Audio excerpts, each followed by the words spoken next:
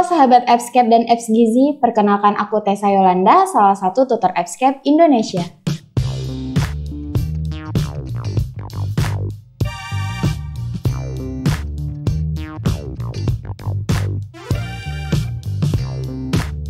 Pada video kali ini, kita akan membahas soal-soal UKOM terkait gizi dengan topiknya yaitu penilaian status gizi. Udah pada penasaran belum? Yuk cek video berikut ini. Langsung aja kita ke soal yang pertama. Seorang perempuan berumur 53 tahun datang ke poliklinik dengan keluhan mata bengkak seperti tidak wajar. Hasil anamnesis ada radang di sekitar mata, wajah bengkak, dan hasil pemeriksaan berat badan yaitu 45 kg, tinggi badan 160 cm, pasien biasa mengkonsumsi sayuran seperti kol, sawi, sayur hijau, dan jarang mengkonsumsi ikan. Oleh dokter, pasien didiagnosa menderita hipertiroid. Bagaimanakah status gizi pasien tersebut? A. Normal, B. kurang, C. gemuk, D. obesitas, dan E. baik. Nah, kira-kira apa nih jawabannya sahabat Epscape? Langsung aja yuk kita bahas untuk soal yang pertama ini. Dari soal, ini yang ditanyakan adalah status gizi pasien. Di mana dalam mencari status gizi, ini data yang kita perlukan adalah data berat badan dan juga tinggi badan. Nah, jadi kita tidak perlu membaca soal yang sepanjang ini. Kita cari aja berat badannya di sini adalah 45 kg dan tinggi badannya adalah 160. Di mana untuk mencari status gizi ini kita menggunakan IMT yang rumusnya adalah berat badan dalam kilogram dibagi dengan tinggi badan dalam meter kuadrat. Sehingga kita dapatkan untuk IMT-nya adalah 45 kg, kita bagi dengan 1,6 dikali 1,6. Sehingga kita dapatkan untuk IMT-nya adalah 17,57 kg per meter kuadrat. Nah, untuk mengetahui status gizinya, kita ketahui bahwa status gizi normal itu, jika IMT-nya adalah 18,5 sampai 22,9 kg per meter kuadrat. Nah, ini adalah status gizi normal. Dari hasil perhitungan kita tadi, kita dapatkan IMT-nya adalah 17,57 kg per meter kuadrat. Sehingga dia termasuk pada kategori status gizi kurang atau underweight. Sehingga untuk soal nomor 1 ini, jawaban yang paling tepat adalah opsi B, status gizi kurang atau underweight. Nah, kita lihat pembahasan di mana untuk berat badan kurang itu jika IMT-nya kecil dari 18,5. Nah, normal tadi adalah 18,5 sampai 22,9, sedangkan overweight atau kelebihan berat badan itu pada IMT 23 sampai 24,9 dan obesitas 1 itu 25 sampai 29,9 dan obesitas 2 jika besar dari 30 kg per meter kuadrat. Kita langsung aja masuk ke soal nomor 2. Seorang ahli gizi di suatu puskesmas melakukan analisis data hasil evaluasi status gizi, di mana diketahui bahwa kejadian stunting meningkat dibandingkan tahun sebelumnya. Ahli gizi tersebut ingin memantau pertumbuhan balita di wilayah kerjanya dengan melakukan pengukuran tinggi badan dan penimbangan berat badan. Indikator apakah yang diukur untuk mengetahui resiko stunting? A. BB per U, B. BB per TB, C. IMT per U, D. Lila per U, dan E. TB per U. Nah, kira-kira mana nih jawaban yang paling tepat sahabat Epscape? Langsung aja yuk kita bahas untuk soal nomor 2. Di sini yang ditanyakan adalah indikator yang diukur untuk mengetahui resiko stunting.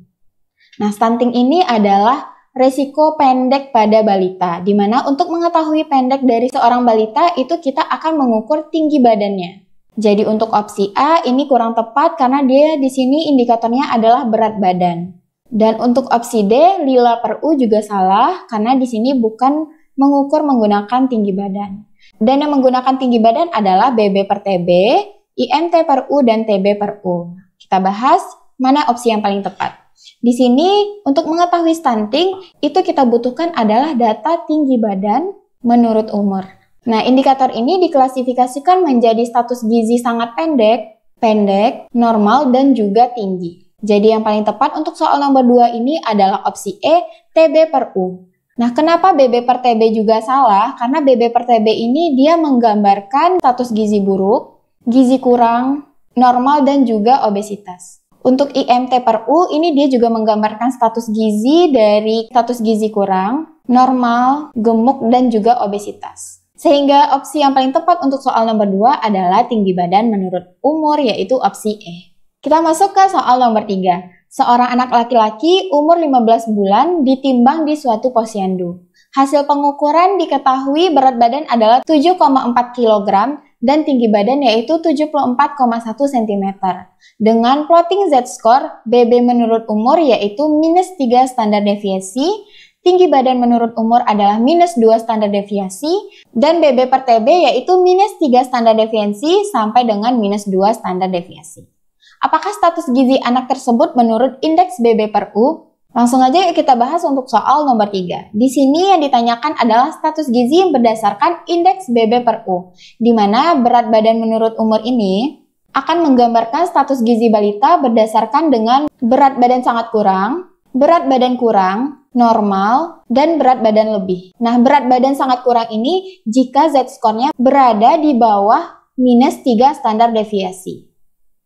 Sedangkan berat badan kurang, ini jika Z-score-nya berada antara -3 SD sampai dengan -2 standar deviasi. Dan untuk status gizi normal itu jika Z-score-nya berada pada -2 standar deviasi sampai dengan +1 standar deviasi. Dan untuk berat badan lebih, ini jika Z-score-nya besar dari 1 standar deviasi. Dari soal ini kita dapatkan plotting Z-score BB per U-nya adalah -3 standar deviasi, sehingga dia berada pada berat badan kurang. Sehingga untuk soal nomor 3 ini, jawaban yang paling tepat adalah E, status gizi kurang. Selanjutnya kita masuk ke soal nomor 4. Seorang ahli gizi melakukan pengukuran antropometri terhadap seorang balita perempuan yang berusia 20 bulan dengan hasil Z-score BB per U -3,3 standar deviasi, Z-score BB per TB -3,2 standar deviasi, Z-score TB per U -2,2 standar deviasi, dan terdapat edema di bagian kaki. Apakah masalah gizi anak tersebut? A. Gizi buruk berdasarkan indikator TB per U, B. Gizi kurang berdasarkan indikator BB per U, C. Gizi buruk berdasarkan indikator BB per U, D. Gizi kurang berdasarkan indikator BB per TB, dan E. Gizi buruk berdasarkan indikator BB per TB. Di sini yang ditanyakan adalah masalah gizi pada anak tersebut. Kita lihat untuk opsi A, ini pilihannya adalah gizi buruk berdasarkan indikator TB per U. Nah, ini tentu salah ya sahabat EBSCAP semua, karena tinggi badan ini tadi dia menggambarkan status gizi sangat pendek, normal, dan juga tinggi.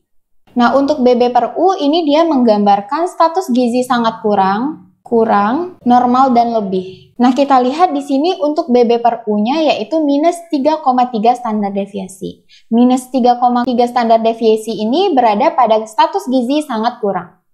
Karena status gizi sangat kurang ini jika Z-score-nya kecil dari -3 standar deviasi. Jadi untuk opsi B ini juga kurang tepat ya sahabat EBSCAP semua. Nah, untuk opsi C ini adalah gizi buruk berdasarkan indikator BB per U. Nah, tadi kita dapatkan jika dengan indikator BB per U ini diketahui bahwa dia mengalami status gizi sangat kurang. Jadi untuk opsi C ini juga tidak tepat ya rekan-rekan semua. Lalu kita lihat di opsi D, gizi kurang berdasarkan indikator BB per TB. Nah, untuk indikator BB per TB ini dia akan menggambarkan gizi buruk, gizi kurang, normal, dan juga obesitas. Nah, kita lihat di sini dari Z-score BB per TB-nya adalah -3,2 standar deviasi.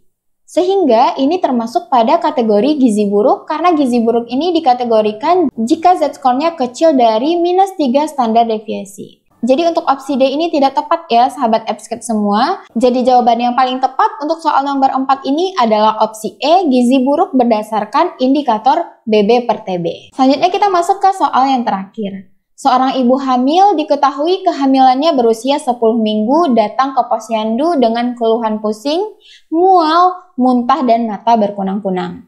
Ahli gizi yang kebetulan bertugas di posyandu melakukan pengukuran lingkar lengan atas atau lila dan diketahui lila ibu hamil tersebut yaitu 21,0 cm.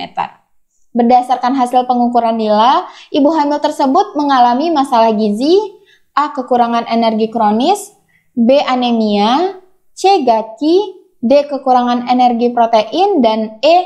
Kekurangan vitamin A. Nah, kira-kira jawaban mana yang paling tepat sahabat EBSCAP? Langsung aja yuk kita bahas untuk soal nomor 5 ini. Di sini yang ditanyakan adalah masalah gizi dari ibu hamil tersebut. Di mana dalam menentukan masalah gizi, pengukurannya dapat ditentukan dengan lila maupun dengan IMT. Nah, jika ditentukan dengan lila, ini status gizinya dikatakan mengalami kurang energi kronis jika hasil lilanya kecil dari 23 cm.